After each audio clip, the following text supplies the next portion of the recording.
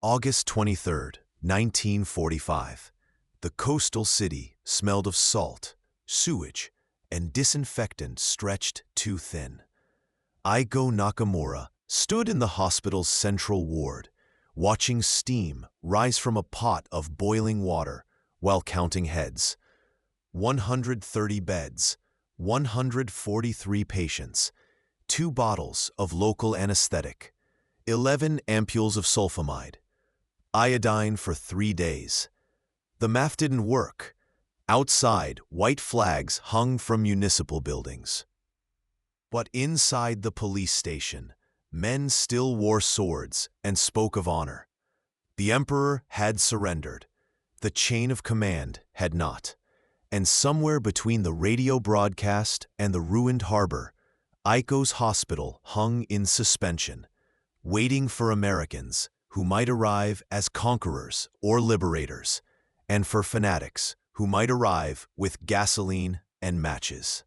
She had 72 hours to choose which door to open first, and every choice meant someone lived or died by arithmetic she couldn't balance.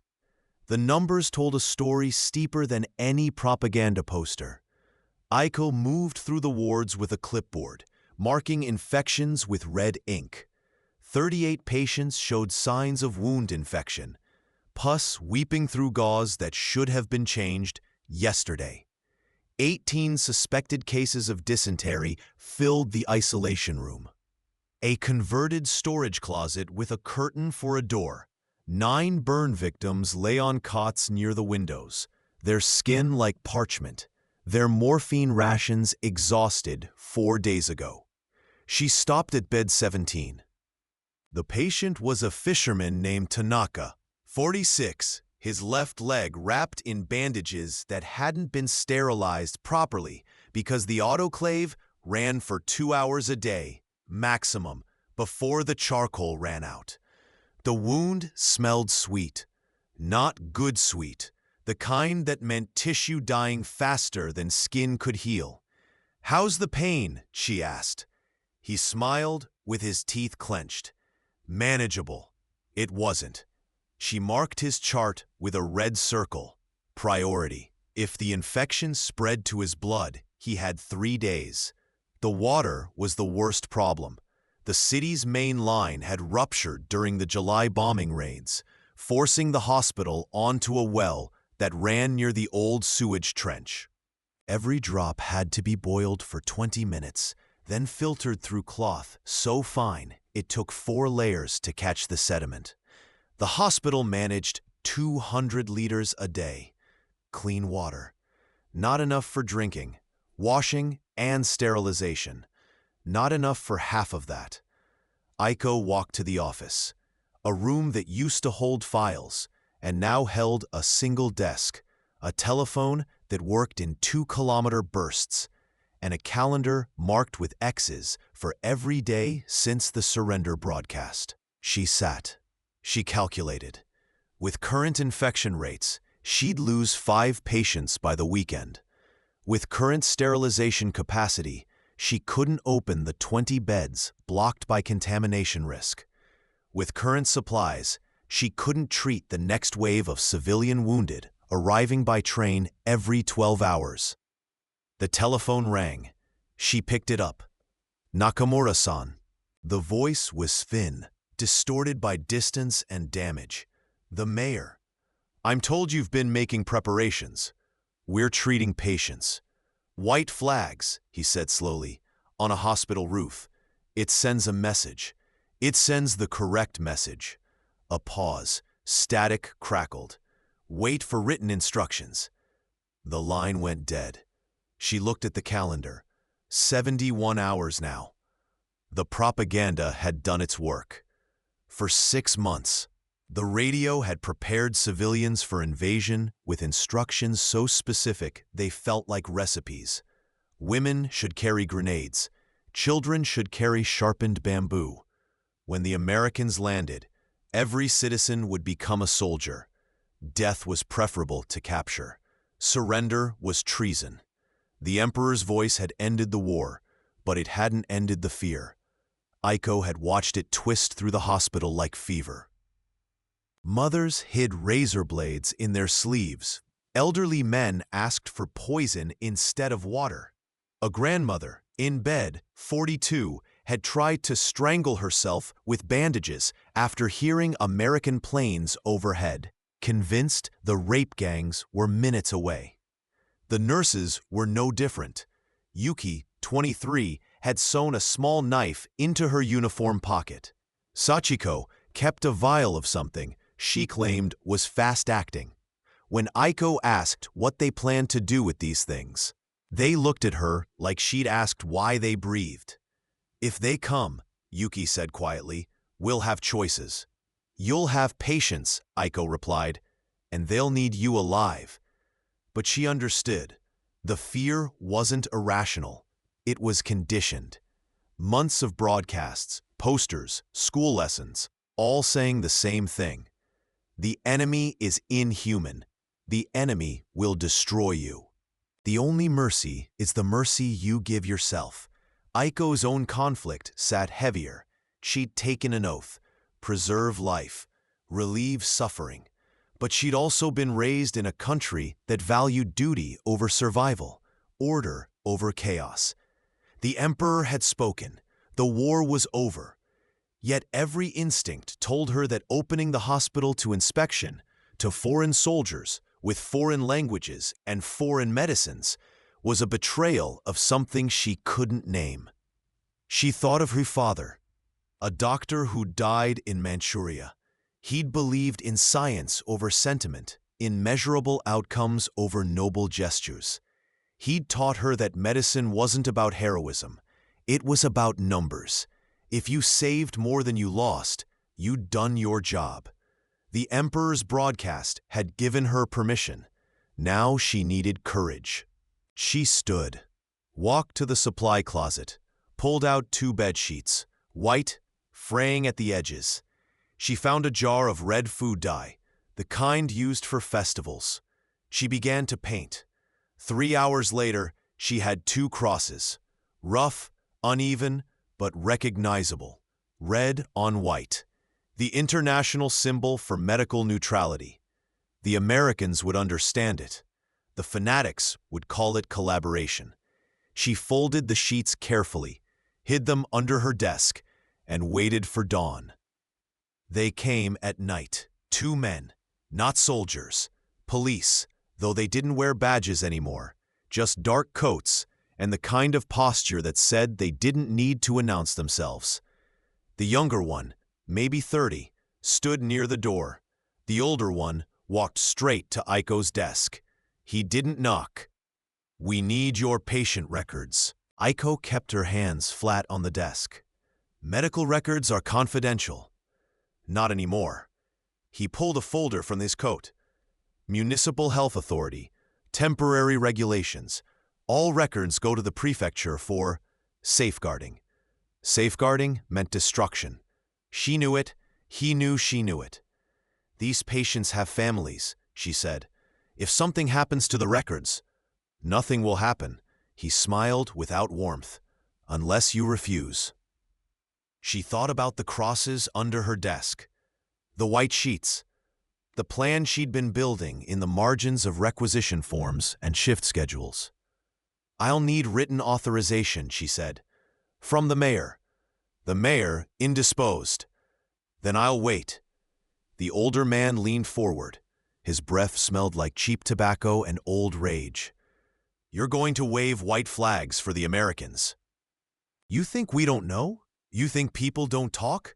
Aiko met his eyes. "I think sick people need treatment, and I think the war is over." "The war," he said slowly, "is over when we say it's over." He reached across the desk, grabbed a stack of patient files, and tucked them under his arm. The younger one opened a cabinet, took more. They worked quickly, efficiently, like they'd done this before. When they finished, the older man paused at the door. "The marks on your roof. If they're still there tomorrow morning, we'll come back, and next time we won't be polite." They left. The door swung shut. Aiko sat in the sudden silence, staring at the empty cabinet.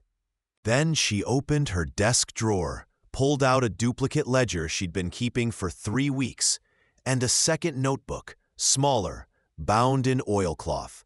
She wrote quickly: names, dates, threats, witnesses. She sealed the small notebook in an envelope, addressed it to Father Matsuda at the church, and called for Keiko. The girl appeared, 19, thin, nervous. She'd been a student before the war, English literature. Now she mopped floors and translated when necessary. "Take this to the church," Aiko said. "Tell Father Matsuda to hide it. Tell him if Americans come, give it to them directly." Keiko stared at the envelope. "What is it?" "Insurance."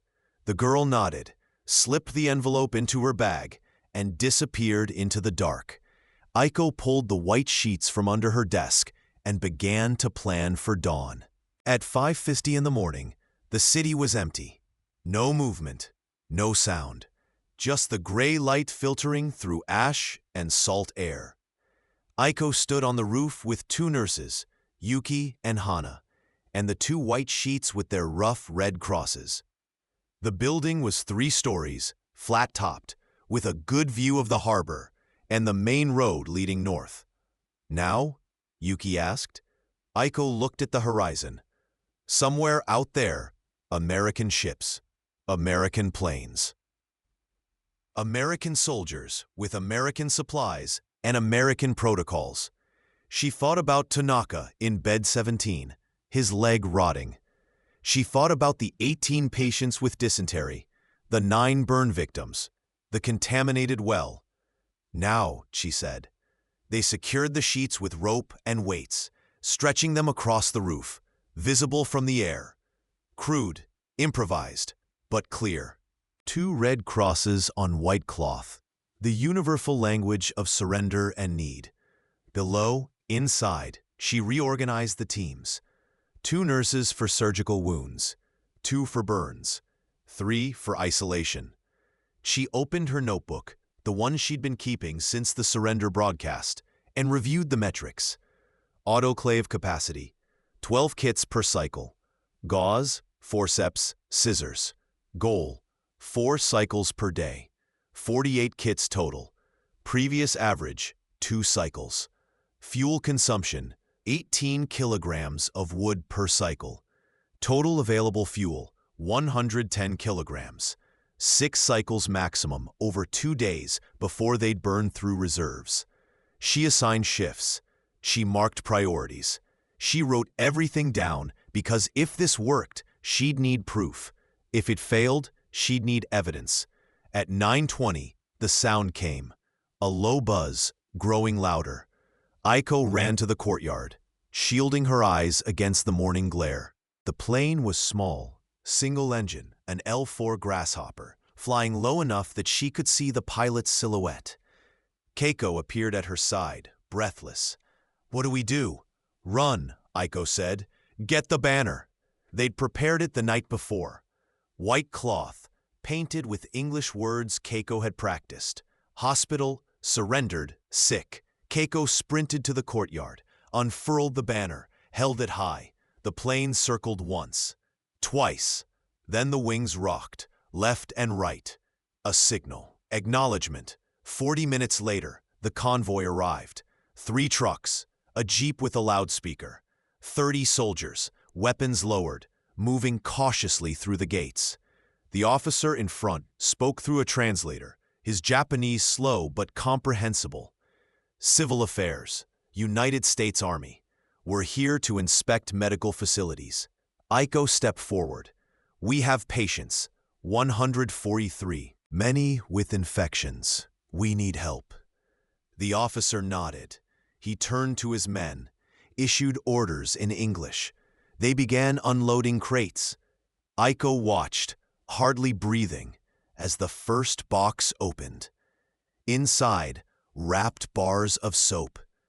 The officer's name was Captain Morrison. Tall, tired, somewhere in his 30s. He spoke through his translator, a Japanese-American sergeant named Tanaka, no relation to the fisherman in bed 17. Standard delousing protocol, Morrison said. We'll set up a processing station in the courtyard. Everyone gets inspected, cleaned, and issued fresh linens. Sergeant Tanaka translated. Aiko nodded. Morrison gestured to the crates. Soap, DDT powder, clean rags, water sterilization tablets. We'll also check your water supply and sanitation facilities. Aiko led them through the wards. Morrison moved methodically, asking questions, taking notes. How many patients? What conditions? What supplies remained? His medic, a corporal named Hayes, examined wounds, checked temperatures, made his own notes. They reached the isolation room. Morrison looked at the 18 patients lying on straw mats, the curtain that served as a door, the bucket in the corner. Dysentery? He asked. Suspected, Aiko replied through Tanaka. We lack laboratory confirmation. Hayes knelt beside one patient, felt the pulse, checked the eyes. He stood, spoke quietly to Morrison. Morrison nodded. We'll need to set up a proper isolation ward, he said. Separate water, separate latrines, chlorine treatment for waste. We don't have chlorine. Morrison smiled slightly. You do now. They moved to the courtyard. Soldiers were already setting up tables, hanging canvas tarps for privacy. Morrison pointed to the crates. We'll start with the staff. You and your nurses first, then the patients who can walk. Then we'll do bedside treatment for the immobile. Aiko translated for her team. Yuki looked uncertain. Sachiko stared at the soap like it might explode. It's just soap, Aiko said gently. For washing. But it wasn't just soap. It was the collision of two realities. For months, they'd been told the Americans would bring violence. Now they stood in a courtyard, holding bars of white soap wrapped in paper, while soldiers with rifles slung across their backs demonstrated how to wet, lather, rinse. Morrison noticed the hesitation. He spoke to Tanaka, who spoke to Aiko. Tell them we're here to help. No one will be hurt. This is standard hygiene protocol. Aiko repeated it. Slowly, the nurses moved forward. Then Yuki fainted. She went down hard, knees buckling, head hitting the ground with a thump that made everyone freeze. Hana dropped beside her, calling her name. Aiko knelt, checked the pulse. Steady. Checked the breathing, shallow but regular. She's exhausted, Aiko said. Malnutrition, probably. Stress. Hayes appeared with a canteen, knelt beside Yuki, lifted her head gently. Dehydration, he said in English. Tanaka translated. Morrison ordered 2 soldiers to bring a stretcher. They carried Yuki to the shade, laid her down carefully. Hayes opened a ration pack, mixed powder with water, made her drink in small sips. 10 minutes later, Yuki opened her eyes. She stared at the American faces hovering above her, at the canteen in Hayes's hand, and burst into tears. I thought, she whispered. I thought you'd have weapons. Aiko held her hand. They do. They also have soap. The processing took 90 minutes. Methodical, efficient. Each patient and staff member passed through the courtyard station. Temperature check, visual inspection for lice and scabies. DDT powder applied to hair and clothing. Soap and water for hands, face, and any accessible wounds. The soldiers worked without speaking much, their movements practiced. They'd done this before, Aiko realized. In other cities, other hospitals. This was routine for them. For her staff, it was revelation. Keiko helped translate as Morrison explained the water sterilization tablets. 1 tablet per liter. Wait 30 minutes. The water's safe to drink. Aiko calculated quickly. 12 tablets per box. 48 tablets total. 48 liters of safe water per day, supplementing their boiling routine. It doubled their capacity. Hayes demonstrated wound care. Remove old dressing, clean with boiled water, apply fresh gauze. Change every 8 to 12 hours. He showed them the crates of gauze, pre-cut and rolled. Use it. Don't ration it. Dirty dressings cause more infections than clean dressings prevent. Aiko translated. Her nurses stared at the abundance.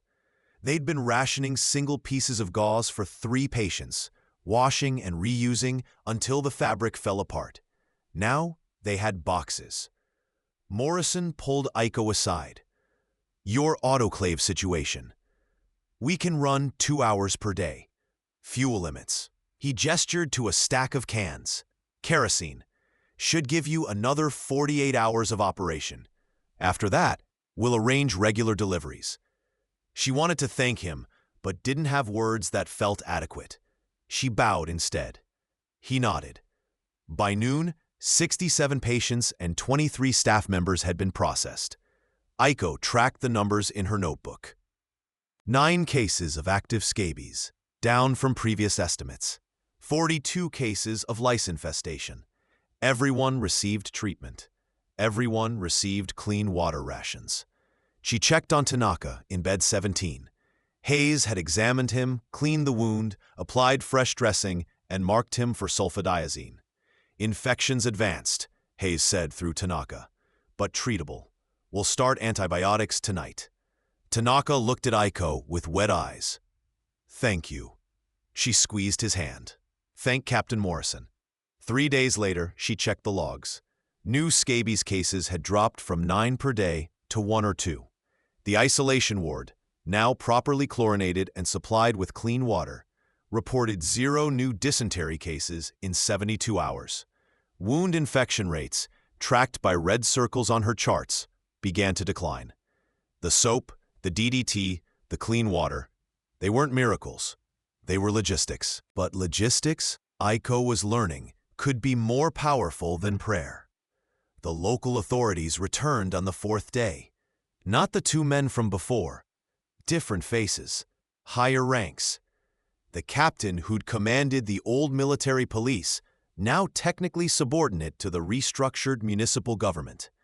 He arrived with Morrison, both men walking side by side, neither ahead nor behind. It was deliberate choreography. They entered Aiko's office. Morrison remained standing. The captain sat without invitation. I've reviewed your arrangements, the captain said slowly. The American presence, the supplies. Aiko waited. The prefecture has concerns about records, about lists of names. Morrison spoke. Tanaka translated. The hospital is now designated a protected facility under occupation authority. All records remain with the medical staff. No civilian or military personnel may confiscate patient information without written authorization from Civil Affairs Command. The captain's jaw tightened. That's a change from previous agreements. There were no previous agreements, Morrison said flatly. There were threats. Silence filled the room like smoke. The captain turned to Aiko. You documented our visit. I documented an attempt to confiscate medical records, yes. And you shared this documentation with occupation forces? I shared it with Father Matsuda. He shared it with Captain Morrison. The captain's face remained neutral, but his hands gripped the armrests. This makes things complicated. Morrison pulled a folder from his bag, set it on the desk. This is the sanitization protocol for the city. 4 pages, priorities, procedures, supply distribution. Your municipal health department will implement it. The hospital will receive protected status, supply priority, and immunity from interference. These terms are non-negotiable. He turned the folder so the captain could read it. The captain read slowly. His finger traced lines, paused on certain words. When he finished, he looked up at Morrison. And if we refuse, then this city remains under direct military administration until compliance is achieved. Your choice. Another silence, longer, heavier.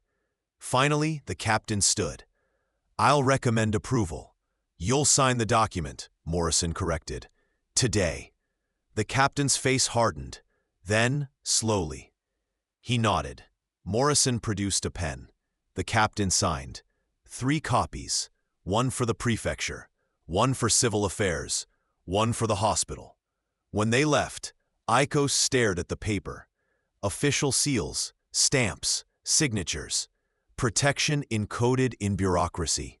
She pinned it to the wall beside her desk, where everyone could see it. The human changes came slower than the medical ones. Yuki returned to her post after 2 days of rest and proper meals.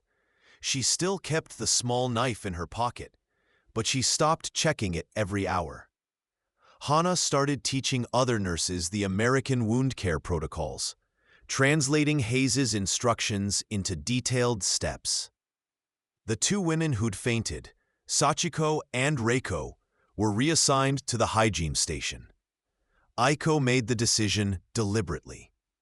Transform the trauma into teaching. They began explaining to each new patient, each frightened mother, that soap wasn't poison.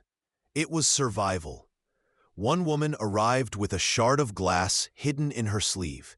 Sachiko saw it, didn't flinch, didn't call for guards. She sat beside the woman, showed her the bars of soap, the clean water, the gauze. She spoke quietly, gently. "They're not what we were told," Sachiko said. "Look around. No violence. No cruelty, just supplies." The woman stared at the soap for a long time. Then she handed Sachiko the glass shard. 3 more women did the same over the next week. Razor blades, broken bottles, small poisons. Each one surrendered without incident. Placed in a box, Aiko kept locked in her office. Evidence of fear transforming into something else. Not quite trust, but proximity to it. Keiko, the translator, began studying medical terminology with Hayes. He taught her words like infection, sterilization, inflammation. She taught him Japanese equivalents. They worked through a battered English-Japanese dictionary, circling terms, making lists. She gained confidence. When the next civil affairs inspection arrived, Keiko mediated without Tanaka's help, explaining the autoclave schedule, the water filtration system, the wound care rotations. Morrison praised her competence in his report. Father Matsuda visited weekly, bringing news from the city. The prefecture had distributed soap in the ration packages. 2 health clinics had adopted the hospital's autoclave procedures. The municipal government had scheduled 3 hygiene days in the outlying neighborhoods, where families could receive soap and washing instructions. The legacy was spreading, Aiko realized, not through speeches or posters, through procedure, through repetition, through the simple act of showing people that clean hands prevented more infections than prayers.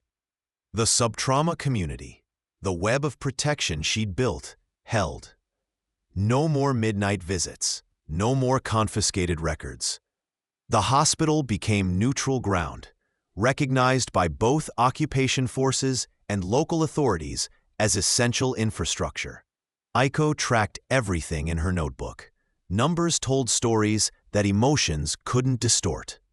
Week 1, 143 patients. Infection rate, 30%. Dysentery cases, 18 active. Burn victims, 9 critical. Autoclave cycles, 2 per day. Clean water, 200 liters daily. Week 2, 136 patients. Infection rate, 22%. Dysentery cases, 6 active, 12 resolved. Burn victims, 9 stable. Autoclave cycles, 4 per day. Clean water, 350 liters daily. Week 3, 128 patients. Infection rate, 17%. Dysentery cases, 2 active, 16 resolved. Burn victims, 7 improving, 2 transferred to regional facility. Autoclave cycles, 5 per day. Clean water, 400 liters daily. Week 4, 115 patients. Infection rate, 14%. Dysentery cases, 0 active. Burn victims, 5 recovering. Autoclave cycles, 6 per day, then reduced to 4 as demand stabilized. Clean water, maintained at 400 liters. The numbers didn't lie. Infection rates had dropped by half. Dysentery was contained. The 20 beds previously blocked by contamination risk were now operational. Average patient stay decreased from 9 days to 6 for non-surgical cases. Fuel consumption increased by 30%, compensated by American deliveries. Soap usage tripled, also compensated. The cost was time, exhaustion, and the weight of decisions made at the margins. Aiko faced one decision that kept her awake. With limited supplies, even augmented by American aid, she couldn't treat everyone equally. She developed a triage scoring system: pulse rate, temperature, wound extent. Patients with a 60% or better chance of recovery received priority. Those below that threshold received comfort care. It was brutal. It was necessary. It was documented. She explained it to her staff. Some understood, some resented. All obeyed because the alternative was chaos. Tanaka, the fisherman in bed 17, scored 68%. He received sulfadiazine, daily wound cleanings, and nutritional supplementation from ration packs. His legs stabilized. The infection retreated. After 3 weeks, he walked with a cane. An elderly man in bed 9 scored 42%. Advanced sepsis, organ failure, too far gone for antibiotics to reverse. Aiko assigned him pain management, clean sheets, and someone to sit with him. He died on day 11, peacefully, without suffering. She recorded both outcomes: success and limitation. The honest accounting of what medical care could achieve with finite resources. By the end of 30 days, the hospital had processed 218 patients, counting admissions and discharges. 26 were released early, wounds healed cleanly. 6 were transferred to the regional hospital with American escort. 2 died from burn injuries that would have killed them regardless of intervention. 0 died from preventable infections. 0 died from dysentery. 0 died from dehydration or malnutrition. The staff logged 43 nights of minimal sleep, 12 instances of moral friction with local authorities, 9 formal complaints filed with civil affairs about supply allocation, all resolved through documentation and protocol. The cost wasn't just physical. Aiko had aged in ways that mirrors couldn't show. She'd made decisions that would follow her forever. Priority patients who lived because others received less. Records kept and records destroyed, choosing which truths to preserve. The captain who tried to confiscate files visited one final time, alone, without Morrison. He stood in the ward, watching nurses change dressings, checking temperatures, recording vitals. "You won," he said quietly. Aiko looked at him. "No one won. We survived." Same thing. Not remotely. He left without another word. Morrison departed 2 weeks later, replaced by a rotating civil affairs presence. Before he left, he drafted a supplemental order. The hospital's hygiene protocols, water sterilization procedures, autoclave schedules, and wound care standards were to be copied and distributed to every medical facility within 60 kilometers. The American occupation, at least in this district, would measure its success partly by infection rates and soap distribution. Aiko received no medal. Her name appeared in one line of the municipal health report: Chief Nurse, Municipal Hospital. No biography, no commendation. She preferred it that way. The white sheets with red crosses remained on the roof for 3 months, fading in the sun and rain. When they finally tore apart, no one replaced them. The signal had served its purpose. 6 months later, the hospital operated on a stable routine. American supplies arrived weekly. The autoclave ran on schedule. Infection rates held below 15%.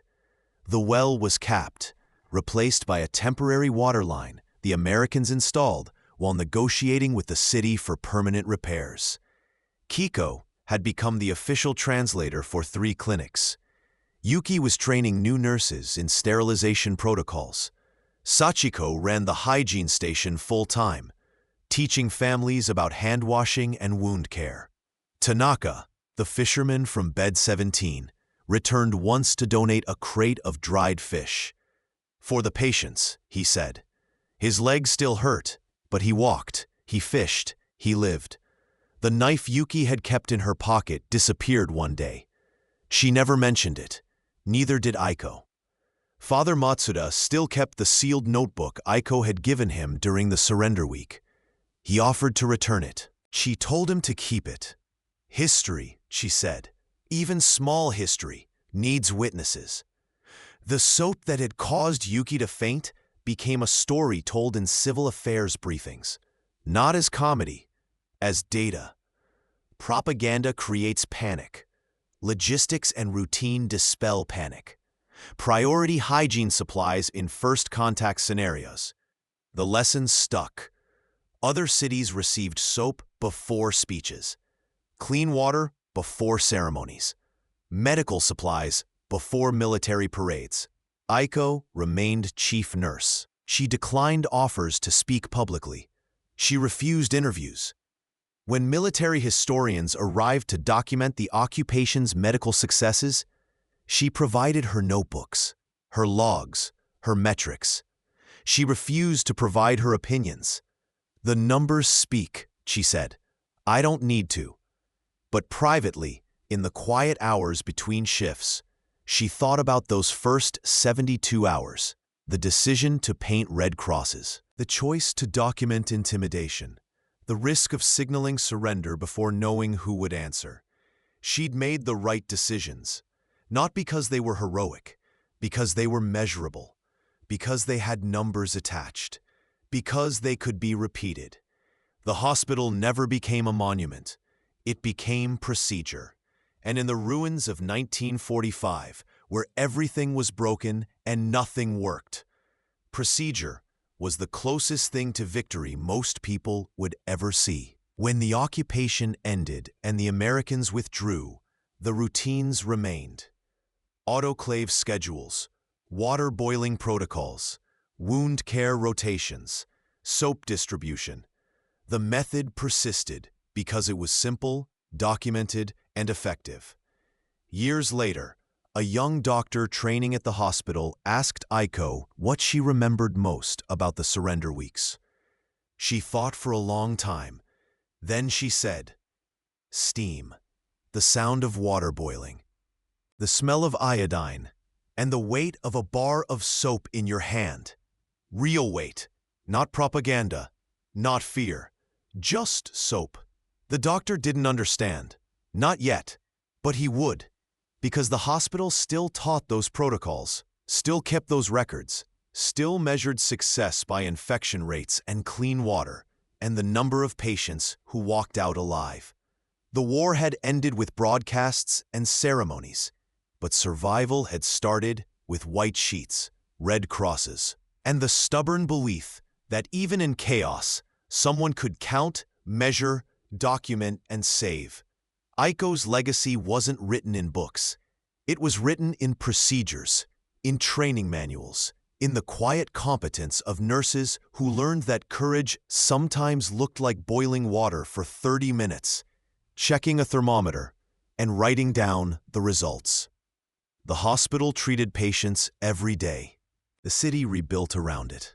And somewhere in a church archive, a sealed notebook testified to the night 2 men tried to silence the record, and 1 nurse decided that history, even difficult history, deserved witnesses.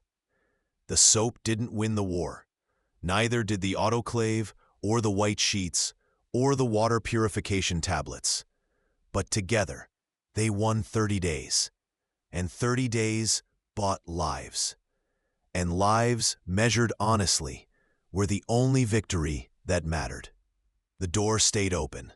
The records stayed intact. And when spring came, bringing new challenges and new patients, the hospital was ready, because someone had counted, someone had documented, someone had chosen numbers over noise. That was enough.